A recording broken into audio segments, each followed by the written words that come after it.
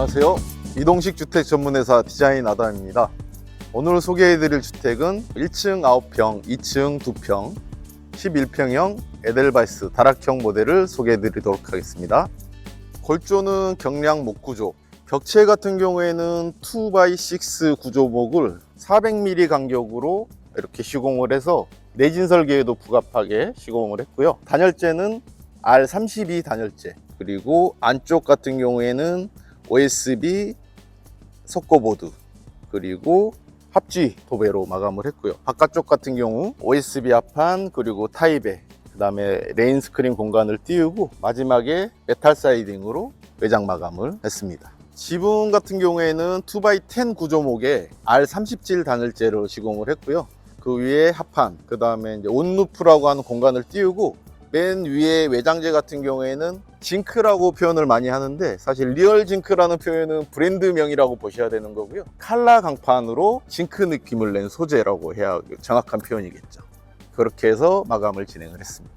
바닥 같은 경우에는 철제 프레임 그리고 아연 각관으로 시공을 했고요. 그 아연 각관 위에 열반사 단열재를 한번 시공을 해서 습기를 차단을 하고 그 위에 방수합판, 그 다음에 아이소핑크 단열재가 한번 들어가고요. 그 위에 다시 합판이 한 번 더 이중으로 들어가죠.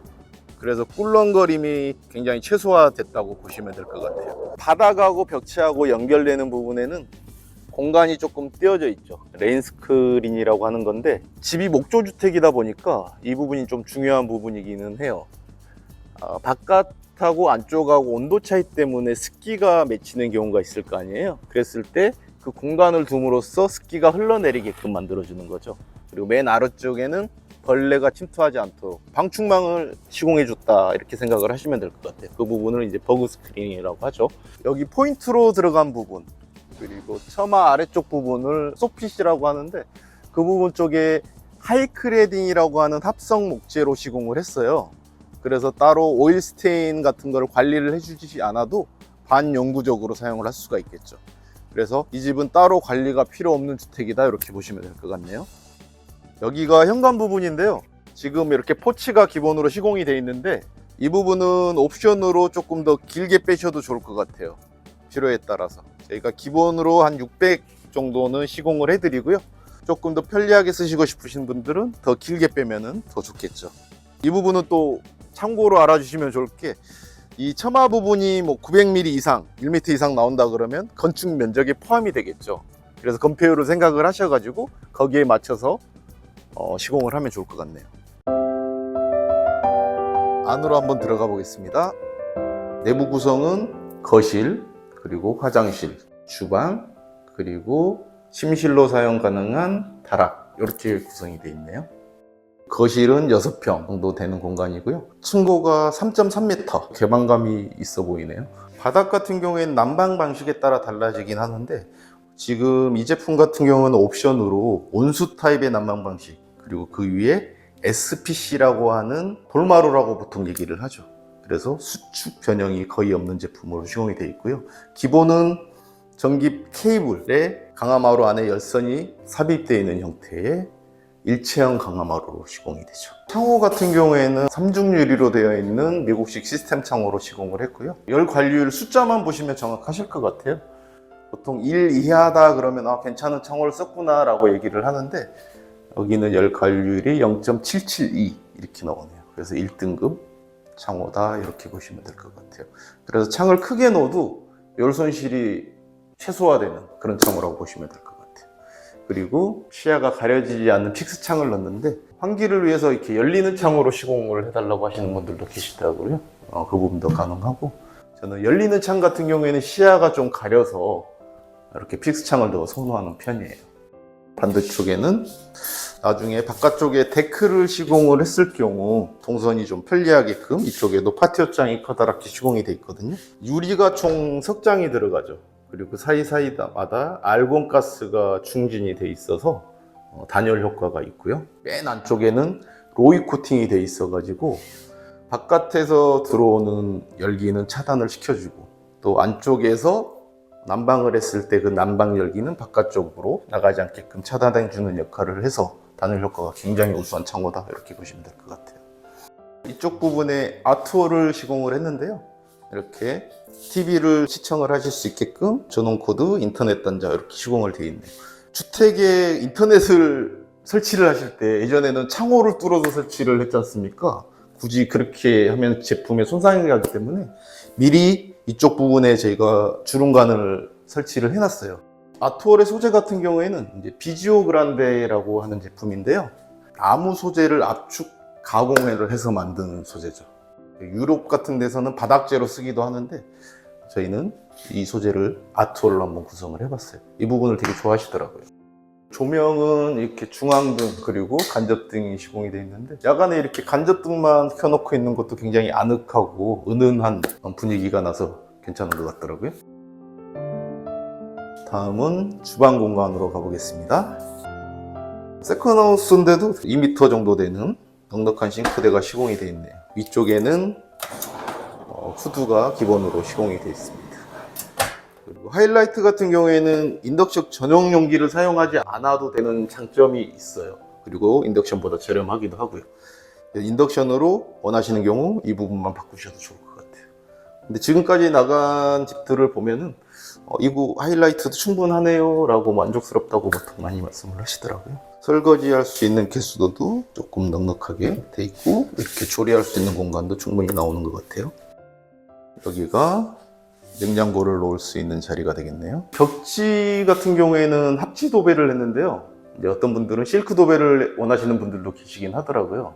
근데 목조주택에는 사실은 시크는 어떻게 보면 PVC 비닐 재질이거든요. 습기 관리가 안 되겠죠, 그러면. 그래서 실크 도배보다는 합지 도배를 하시는 게 더 좋다. 이 부분 한번 설명드리고 싶었어요. 화장실, 욕실 공간을 한번 살펴보겠습니다. 바닥을 온수 타입으로 시공하실 경우 화장실도 바닥 난방이 깔려가지고 겨울철에도 뽀송뽀송하게 관리를 하실 수가 있을 것 같아요. 그리고 센서 조명을 설치를 해서 굳이 화장실에 메인 등을 켜지 않고도 편하게 이용하실 수가 있으실 것 같아요. 화장실에도 창이 하나 있어가지고 환기할 때 좋을 것 같아요. 화장실 변기는 월드바스 제품이 시공이 되어 있네요. 맨 안쪽에는 잘 보이지 않는 쪽에 50리터짜리 온수 탱크가 시공이 되어 있고요. 여기에다 세탁기를 놓으시면 좋을 것 같아요. 샤워 공간을 또 분리를 원하시는 분들은 여기에 샤워 커튼 하나만 치셔도 편하게 사용하실 수 있을 것 같네요. 다른 이동식 주택을 보면은 계단이 조금 가파라서 공간의 제약 때문에 그러겠지만 불편한 부분이 있었는데 여기는 완만한 형태의 계단이 시공이 되어 있어서 하락 올라가실 때 편하실 것 같아요. 다락 공간에는 화장실을 법적으로 설치를 못하게 돼 있잖아요. 야간에 취침을 하시다가 화장실을 가고 싶을 때 이렇게 내려오시면 스텝등이 센서 등으로 되어 있어 가지고 야간에는 불이 자동으로 켜지겠죠. 또 화장실 등도 굳이 켜지 않아도 아까 그 센서 등이 켜져서 잠깐 일 보시기에는 편하실 것 같아요. 계단으로 올라갈 때 숙이지 않아도 돼서 좋은 것 같아요. 여기가 다락 공간인데요. 계단 부분을 빼고 한 2평이 살짝 넘겠네요. 높이도 낮은 편은 아닌데 여기서 또 더 높이게 되면은 이 운반의 제약이 있겠죠. 현장에 시공을 하게 되면 지붕의 경사를 좀 더 세게 줘가지고 이쪽 높은 쪽을 조금 더 가중 평균치에 위배되지 않게 올릴 수가 있겠죠. 그리고 이동식으로 했을 때는 여기가 최선이다 이렇게 보시면 될 것 같아요. 이쪽에 난간이 설치가 되어 있어서 위쪽에서 거실 뷰를 바라보는 것만으로도 또 아늑한 느낌이 있어서 괜찮더라고요. 아이가 있으신 분들은 안전하게 놓으셔도 될 것 같아요. 이 부분은 따로 추가금을 내지 않으셔도 저희가 시공을 해드리고 있어요. 안쪽에는 독서 등이 시공이 되어 있어서 누워서 책을 본다거나 했을 때 또 편하게 쓰실 수가 있으실 것 같아요. 타락에도 이렇게 창호가 양쪽으로 시공이 되어 있어 가지고 환기에도 도움이 될 것 같고 바깥쪽 풍경을 또 보는 맛이 있을 것 같네요. 메인 등을 켜지 않고 간접등만 켰을 때도 은은한 아늑한 느낌이 들어서 좋은 것 같아요. 난방 타입 같은 경우에는 전기 방식의 난방을 사용을 해서 밤에 주무실 때 거실 쪽은 난방을 끄시고 침실 쪽에만 난방을 하시면 에너지 절감에 도움이 되겠죠. 주택의 제작 기간은 일하는 날짜로 2주에서 3주 정도 생각하시면 될 것 같고요.